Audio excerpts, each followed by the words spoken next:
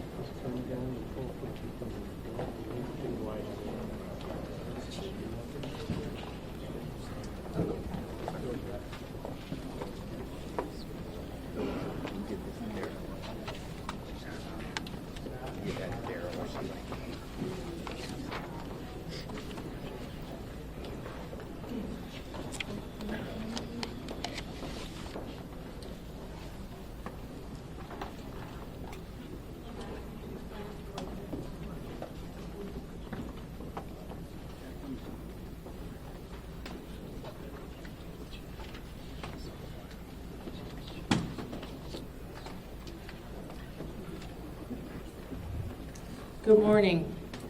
I'm Muriel Bowser. I'm the mayor of Washington, D.C. We are here at Reagan National Airport to provide an update on the tragic events of last night. I'm joined by U.S. Transportation Secretary Sean Duffy, D.C. Fire and EMS Chief John Donnelly, American Airlines CEO Robert Eisen, the Metropolitan Washington Airports Authority CEO Jack Carter, United States Senator Mark Warner, United States Senator Tim Kaine, U.S. Representative Don Beyer, as well as the Chief of the Metropolitan Police Department, Pamela Smith. And we are joined by first responders from across the Metropolitan Washington region. I speak for all of us when I say, and certainly all Washingtonians, how very sad we are for American Airlines, for the United States Department of Defense, and for all Americans for the loss of life that happened with the collision of these aircrafts. We know that includes families from across our region as well as in Kansas and across the country. This morning we all share in a profound sense of grief. I do want to thank the first responders who acted quickly last night, who ran towards danger, went into a very frigid river, and have worked throughout the night. Chief Donnelly reported in last night's briefing that we have a strong mutual aid agreement in our region, and those teams have worked together throughout the night in really tough and heartbreaking conditions, and we should all thank them for their heroic efforts. So we'll have several updates today. I'm first going to turn to the Secretary of Transportation, Sean Duffy, and then you will hear directly from Chief John Donnelly with a situational update. Thank you, Mayor. Again, Sean Duffy here, Secretary of Transportation. We wish we were gathering for different purposes today. I just want to let you know that the Department of Transportation, the FAA, along with the White House, President Trump, local, state, and federal partners, all working together on this incident in unison. I couldn't be prouder of this team that's been assembled, working tirelessly. Mayor, I want to thank you specifically for your work. A few details I'd like to give all of you, and some of you reported this, but last night, if you live in the D.C. area, you would know that this was a clear night last night. The helicopter was in a standard pattern. If you live in the D.C. area, you'll see helicopters up and down the river. This flight pattern is seen oftentimes when you live in D.C. This was a standard flight pattern last night as well. The American airline flight coming into land was in a standard flight pattern as it was coming into DCA. So this was not unusual with a military aircraft flying the river and aircraft landing at DCA. And again, if you live in the area, you'll see that frequently with those two aircraft working together. As many of you have reported, we have located the two aircrafts. The fuselage of the American airline plane was inverted. It's been located in 3 different sections. It's in about waist-deep water, so that recovery is going to go on today as that recovery takes place of the fuselage of the aircraft. NTSB is going to start to analyze that aircraft, partner with the FAA with all of the information we have to get the best results possible for the American people. I would just say that safety is our expectation. Everyone who flies in American skies expects that we fly safely, that when you depart an airport, you get to your destination. That didn't happen last night. And I know that President Trump, his administration, the FAA, the DOT, we will not rest until we have answers for the families and for the flying public.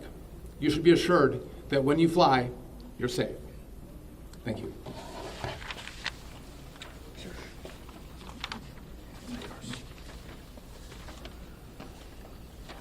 Thank you, Secretary. Thank you, Mayor. I'm joined today with Fire Chief Bonnet from the Metropolitan Washington Airports Authority, and I'm John Donnelly, Chief of the District of Columbia Fire and EMS Department. Last night at 8:48, the control tower sounded an alert, which alerts responders to respond to a report of an aircraft crash on or near the airport. That sets off an immediate response from the Airport Authority Fire Department, from the District of Columbia and Metropolitan Harbor Patrol fireboats and other fireboats on the river in order to support that type of operation. Very quickly, this call escalated. It became apparent, the responders realized that they had a plane crash and immediately escalated to a response that ultimately included about 300 people last night. These responders found extremely frigid conditions. They found heavy wind. They found ice on the water, and they operated all night in those conditions. I'd like to take a moment to acknowledge the agencies that responded in addition to DC Fire and EMS and Metropolitan Washington Airports Authority: Montgomery County Fire Department, the Prince George's County Fire Department, the Charles County Fire Department, the Baltimore County Police Department, the Anne Arundel County Fire Department, the Alexandria Fire Department, the Arlington County Fire Department, the Fairfax Fire Department, the Prince William Fire Department, the Baltimore City Police Department, the Maryland State Police, the Maryland Natural Resources Police, the Department of Defense, the Joint Base in Bowling Fire Department and the staff there, the U.S. Army, the U.S. Coast Guard, the United States Park Police, the Metropolitan Police Department, the FBI, and the NTSB. Despite all those efforts, we are now at a point where we are switching from a rescue operation to a recovery operation. At this point, we don't believe there are any survivors from this accident, and we have recovered 27 people from the plane and 1 from the helicopter. The District Office of the Medical Examiner has lead on reuniting these bodies and these people with their loved ones, and we will continue to work to find all the bodies and collect them and reunite them with their loved ones. We should also acknowledge that the Virginia Medical Examiner and the Army Medical Examiner are involved in this operation and a very important part of getting people identified. So.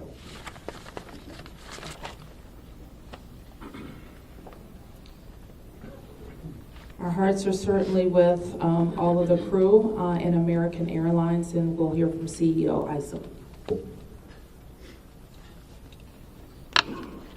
Thank you, Mayor. Good morning. I'm Robert Isom, the CEO of American Airlines. I want to express my sincere condolences for the accident that happened at DCA last night. We're absolutely heartbroken for the family and loved ones of the passengers and crew members, and also for those that were on the military aircraft. Our focus right now is doing everything that we can to support all of those involved and also the PSA Airlines team. This is devastating. We are all hurting incredibly. We urge any family and friends looking for information about their loved ones to call our designated helpline, and that's at 1-800-679-8215, 1-800-679-8215. And here's what I can share at this early stage. American Eagle Flight 5342, operated by PSA Airlines, traveling from Wichita, Kansas to Reagan National Airport, was involved in an accident just before 9 p.m. local time on final approach into Reagan National. It collided with a military aircraft on an otherwise normal approach. And at this time, we don't know why the military aircraft came into the path of the PSA aircraft. Flight 5342, a CRJ-700, was under the command of 4 crew members. They carried 60 passengers, as you know, for a total of 64 people on board. In addition to local resources already here in D.C., American Airlines has activated our care team, and that's a group of specialists that are trained to support these types of responses. These team members are on site or arriving soon. And additionally, we have members of our GO team that are on ground here in D.C., and they're being deployed with resources to do everything that we can to take care of the needs of the families and the loved ones of the passengers and crew members. And that is our sole focus. And we're so grateful for the first responders. They've been working through the night, courageous efforts. And we're actively working with local, state, and federal authorities on emergency response efforts and closely coordinating with PSA Airlines as they cooperate fully with the NTSB on the investigation. I know that there are many questions, and at this early stage, I just won't be able to answer many, but we'll provide additional information as it comes. Thank you. I want to introduce the Metropolitan Washington Airports Authority CEO, Jack Potter. The authority manages Reagan Washington National and Dulles International. Good morning and thank you, Mayor. First, let me begin by expressing our condolences for all the victims of this flight and for their families. There's a lot of grieving going on, and so we're very sympathetic to that. I want to echo what was said about the first responders. When there's a problem in this area, everybody drops everything and they rush to wherever the problem is. So I want to thank the chief, the entire team from Washington, D.C., but just as important, the list of folks that the chief described. Federal authorities have been here en masse, and so a lot of effort was brought to bear. Unfortunately, we weren't able to rescue anyone, but we are in the recovery mode right now. And I just want to, last night I expressed the fact that we hope to open at 11 o'clock today, and that is still the case. We're going to open the airport at 11 o'clock. And again, condolences to the families, and thanks to the many, many who are still out there working very, very hard to complete this recovery. Thank you, ma'am. I do want to acknowledge that the Virginia Transportation Secretary is here, in addition to the Alexandria Mayor. And I will like to ask members of the Virginia congressional delegation to the podium next. U.S. Senator Mark Warner, followed by Tim Kaine and Representative Don Beyer. Thank you, Mayor. I want to join with everyone else and express my condolences for the victims. For folks who don't live in the DMV, we are made up of a lot of jurisdictions. Reagan Airport's in Virginia. Across the river we have Maryland, obviously the district, but as been indicated by the chief, when tragedy happens, all those distinctions between the various jurisdictions and our federal partners all disappear. And I want to again thank all the first responders. On a personal note, I'll just add that literally I now know I was coming back from the district from a dinner to my home in Old Town Alexandria. And while I did not see the collision, I wondered, I'd never seen this many red lights streaming towards the airport and across the river in Maryland about this time. My phone started blowing up and I realized that this accident had taken place. There'll be a time to figure out. I know NTSB will have a briefing later in the day. But to the victims, our condolences. To the first responders, our thanks. Sorrow, thanks, and questions. So sorrow, as all have expressed, to the crew, to the passengers, to the soldiers, to their families, to their friends, to their loved ones, to people who are still trying to get information and unsure whether their loved ones have been lost. We offer our profound condolences to them and our sorrow for this tragedy. Thanks, I'll echo, Mayor, what you began with. When you see a challenge like this and you see people from so many different agencies, local, state, federal, with different uniforms, different badges, but working in such a coordinated way, even in the midst of a tragedy, it does give you a sense of appreciation and pride in people's willingness to come to the danger and work together. And I started to see that as a local official 30 years ago in Richmond, and definitely have seen it here. And then finally, questions. There are going to be a lot of questions, obviously, a lot of questions. And that's what the NTSB's job is to be an independent investigator of incidents like this. And they are here. We were in dialogue with them earlier today. They've been here since they got the alert, and they will be doing the work and playing lead in answering the many questions that we have. And that's as it should be. It's not a time to speculate. It's a time to investigate and get answers to the questions we need. And I have confidence that will be done. Thank you. Following up on the Senator, I think grief, thanks, and service, with millions and millions of Americans traveling every year, we are all grieving, knowing that it could have been our loved ones, it could have been us. And our hearts go out to all those who have lost folks.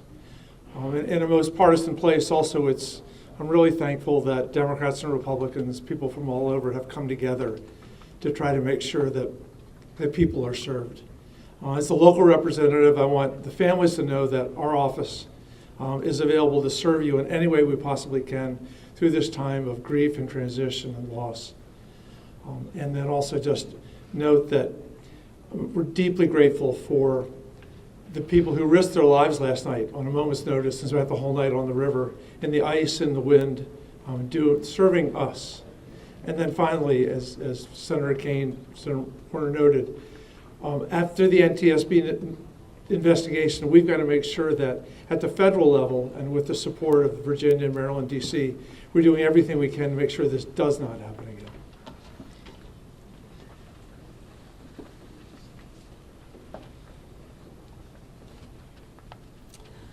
So with that, it's been said already that the National Transportation Safety Board becomes the lead agency in the investigation.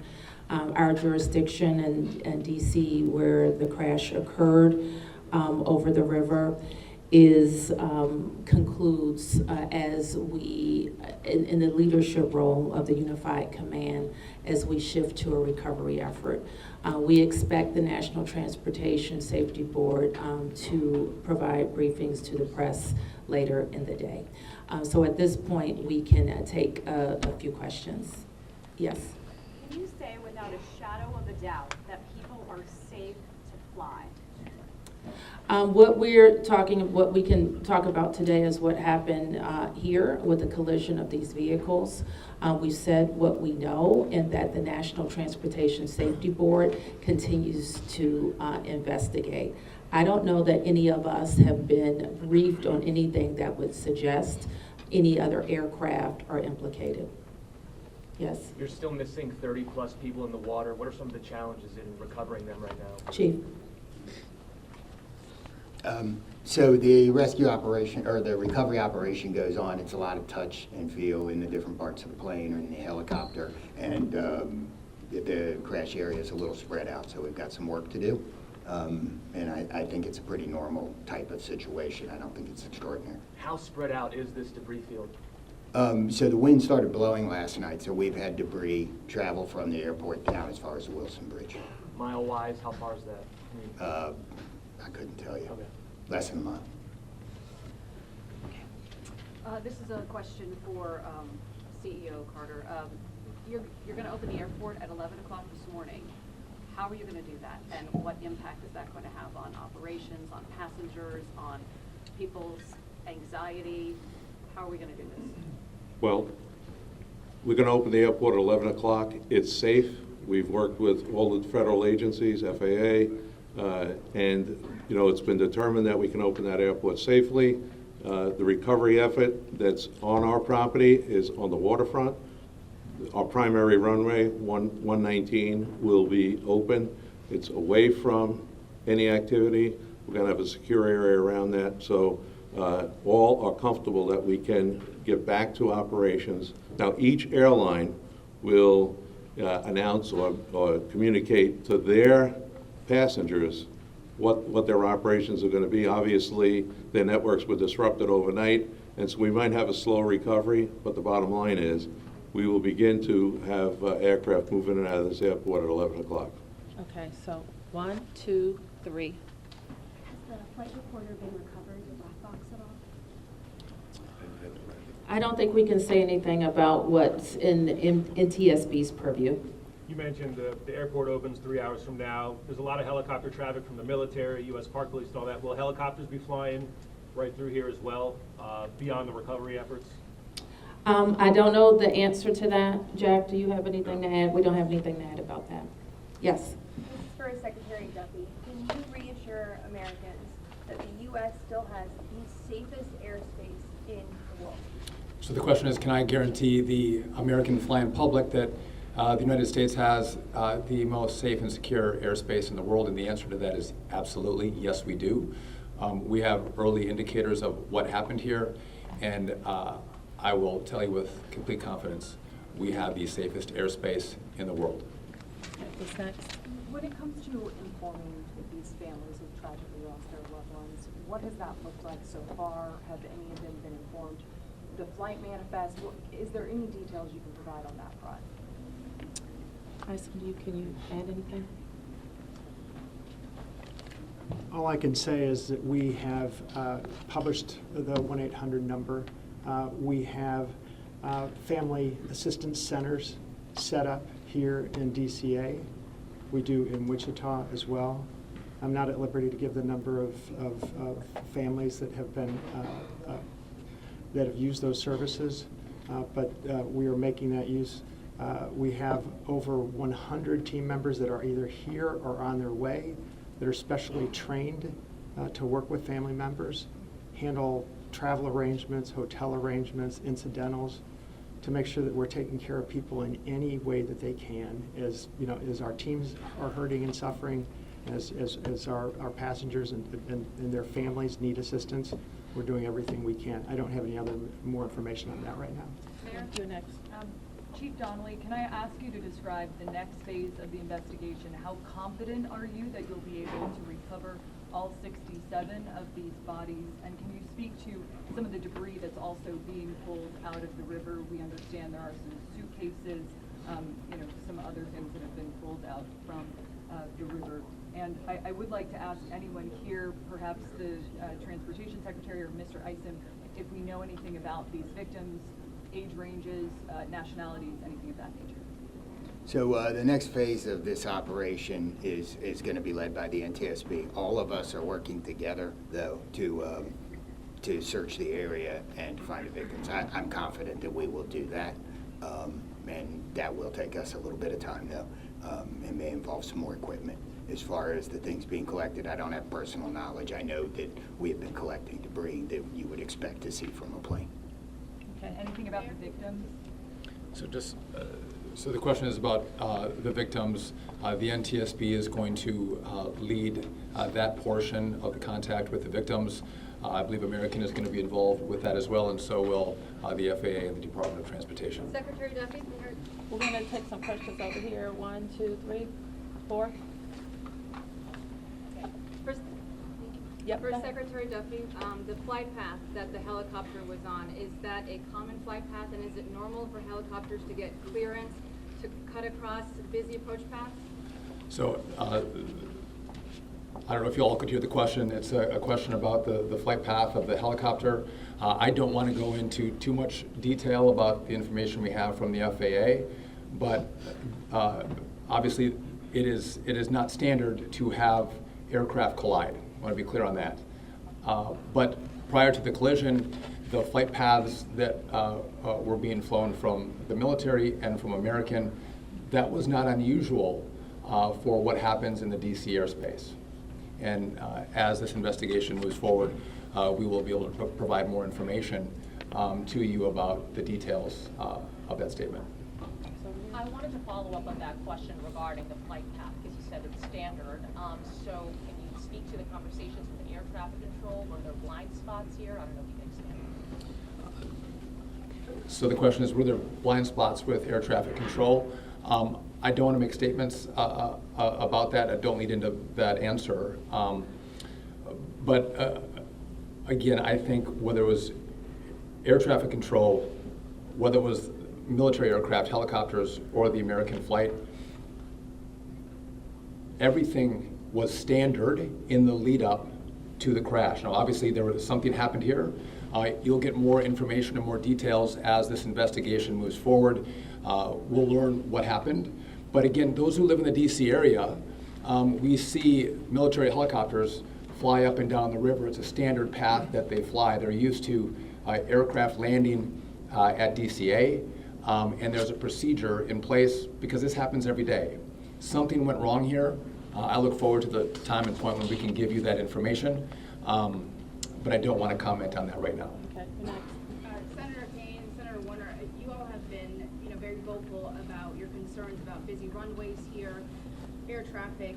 I know it's still early in the investigation. I'm just curious, any steps that you all plan to take to address that? We have raised this issue continuously. We've got very busy airspace. I think we will ask questions, but at the appropriate time. We are in this period right now where families are still being notified. We're trying to figure out what happened. There'll be time for those discussions, I think. Yeah, I'd just say the same thing. We've been pretty plain about our concerns, but it isn't a good time to speculate right now. We have faith that the NTSB will provide the answers about this. Okay, you fourth here, and I'm going to take 3 in the middle, and then we're going to have to wrap. 1, 2, 3 after this young man. Thank you, appreciate it. Chief, I know, again, I can imagine it must be traumatic for your first responders to have to deal with this. How are they doing right now, and are you all going to be offering any services to help them as they process this? So thank you for the question. Our first responders are resilient people, but yes, this call will be hard for them. Our peer support teams are already engaged with the responders, and we'll be following up on that to make sure that they're okay. But I think the concern is real. Okay. Thank you, Ms. Barrett. What kind of communication was there between the helicopter and the tower, the plane and the tower, and the helicopter and the plane? I don't want to say too much on the communication between the helicopter and the tower and the airline and the tower, but I will say this: there was communication. It was I would say standard communication. So there was not a breakdown, if that's your question, in communication between the military helicopter and the American airline flight. There was communication between the aircraft and the tower. Was the plane aware there was a helicopter in the area?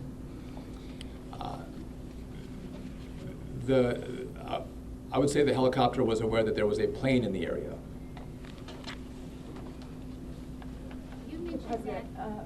So the president, you said yesterday that you called into the briefing room. Has he returned to the briefing room since then? Have you spoken? Also a question about the National Security Advisor, Mike Waltz. He's saying that there was 30 bodies that have been recovered. That he just said that at the White House. Curious, I know you're in this presser right now, so that's hard for you to update, but I do have the question on POTUS in the briefing room. I can do the body question. So in terms of body recovery, as we recover bodies, we have a process, and we're not counting any bodies until they're in the possession of the medical director. So there may be some fluctuating in numbers that other people would report, but our numbers from the medical examiner.